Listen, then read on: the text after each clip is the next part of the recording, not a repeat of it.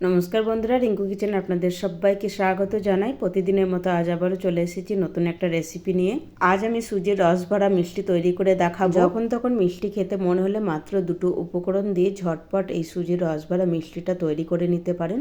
আর এই রস ভরা মিষ্টিগুলো নরম তুলতুলে রসালো হয়, খেতেও দুর্দান্ত লাগে, মুখে দিলে মিলিয়ে যায়। আর রেসিপিটা প্রথম থেকে শেষ পর্যন্ত দেখার অনুরোধ রইল।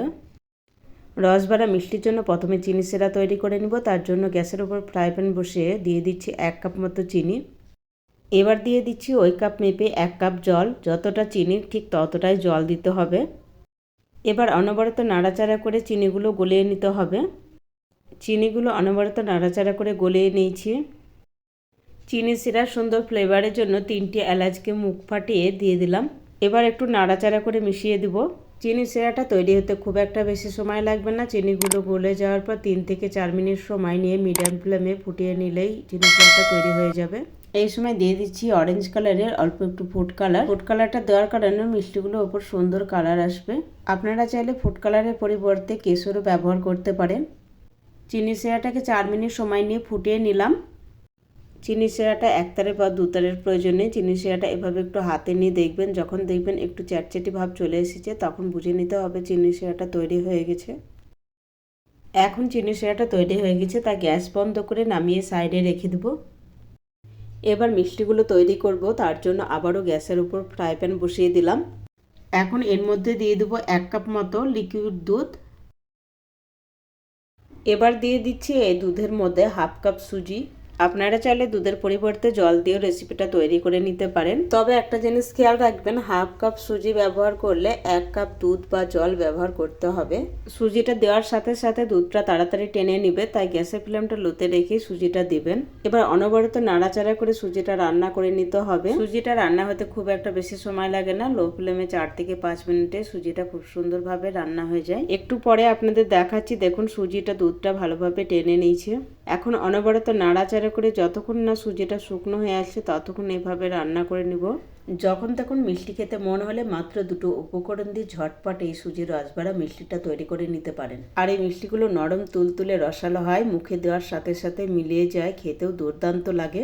4 থেকে 5 মিনিট সময় নিয়ে অনবরত নাড়াচাড়া করে সুজিটা রান্না করে শুকনো ডোয়ে পরিণত করে নিলাম।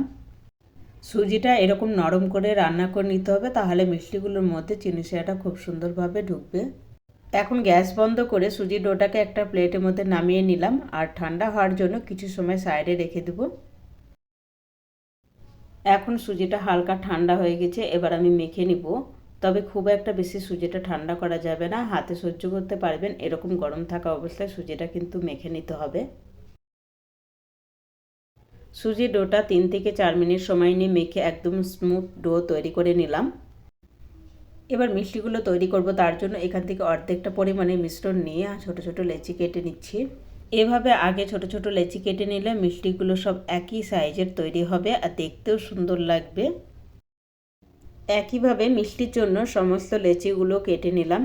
এবার মিষ্টিগুলো তৈরি করব। তার জন্য হাতে তেল বা ঘি লাগিয়ে একটা লেচি নিয়ে এভাবে হাতে তেলুতে রেখে একটু গোল করে নিলাম। তারপর হালকা একটু চ্যাপটা করে দিলাম। এবার পেন বা পেন্সিল নিয়ে মাঝ বরাবর এভাবে ছিদ্র করে দিতে হবে, তাহলে মিষ্টির মধ্যে চিনি সিরাটা ভালোভাবে ঢুকবে। এভাবে মিষ্টিগুলো তৈরি করলে মিষ্টিগুলো দেখতে ভীষণই সুন্দর হয়। তবে আপনারা আপনাদের পছন্দ মতো মিষ্টির শেপ দিয়ে নিতে পারেন। এই দেখুন একটা মিষ্টি তৈরি করে নিলাম আর মিষ্টিটা দেখুন দেখতে কত সুন্দর লাগছে। একইভাবে আরও একটা মিষ্টি তৈরি করে আপনাদের দেখিয়ে দিলাম। এইভাবে সমস্ত মিষ্টিগুলো তৈরি করে নিলাম আর মিষ্টিগুলো একটু কাছে নিয়ে আপনাদের দেখিয়ে দিচ্ছি। দেখুন দেখতে যেমন সুন্দর হয়েছে, খেতেও ভীষণ ভালো হয়। এবার আমি এই মিষ্টিগুলো তেলে ভেজে নিব। তার জন্য একটা কড়াইতে পরিমাণ মতো সাদা তেল গরম করতে আগেই বসিয়ে দিয়েছিলাম। তেলটা ভালোভাবে গরম করে নিয়েছি। এবার একে একে মিষ্টিগুলো এই তেলের মধ্যে ছেড়ে দিচ্ছি। তবে একসঙ্গে সমস্ত মিষ্টিগুলো দিব না, 2 থেকে 3 বারে মিষ্টিগুলো ভেজে নিব। তেলে দেওয়ার সাথে সাথে হাতা বা খুন্তি লাগানো যাবে না, এতে করে ভেঙে যেতে পারে। একটু সময়ের পর মিষ্টিগুলো দেখবেন তেলে ভেসে উঠবে, তখন উল্টে পাল্টে সুন্দর কালার করে মিষ্টিগুলো ভেজে নিতে হবে। হাই ফ্লেমে মিষ্টিগুলো ভাজতে যাবেন না, তাহলে উপরটা তাড়াতাড়ি লাল হয়ে যাবে আর ভেতরটা কাঁচা থেকে যাবে। গ্যাসের ফ্লেমটা মিডিয়ামে রেখে একটু সময় নিয়ে মিষ্টিগুলো ভেজে নিতে হবে। 4-5 মিনিট সময় নিয়ে উল্টে পাল্টে সুন্দর কালার করে মিষ্টিগুলো ভেজে নিয়েছি। এবার আমি তেল ঝরিয়ে তুলে নেব। আর এই তেল থেকে তোলার সাথে সাথে গরম মিষ্টিগুলো ঠান্ডা শিরার মধ্যে দিয়ে দেবো। তারপর এভাবে একটু নাড়াচাড়া করে দিতে হবে, তাহলে মিষ্টির মধ্যে শিরাটা ভালোভাবে ঢুকবে। একইভাবে বাকি মিষ্টিগুলো ভেজে নিব। এছাড়াও যখন তখন মিষ্টি খেতে মন চাইলে এভাবে মিষ্টি বানিয়ে নিতে পারেন। খুবই কম সময়ে ঝটপট মিষ্টিগুলো তৈরি করে নেওয়া যায়। এই সুজির রসভরা মিষ্টিটা নরম তুলতুলে রসালো হয়, মুখে দেওয়ার সাথে সাথে মিলিয়ে যায়। ছোট বড় সকলে এই মিষ্টিগুলো ভীষণ পছন্দের সহকারে খাবে। এগুলো উল্টে পাল্টে সুন্দর কালার করে ভেজে নিলাম। এবার তেল থেকে তুলে নিব আর ওই চিনি শিরার মধ্যে দিয়ে দিব।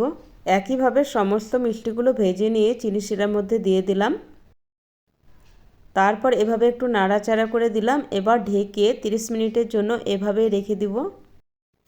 30 মিনিট পর ঢাকনাটা তুলে নিলাম আর এখন দেখুন মিষ্টিগুলো চিনি শিরাটা টেনে কতটা ফুলেছে।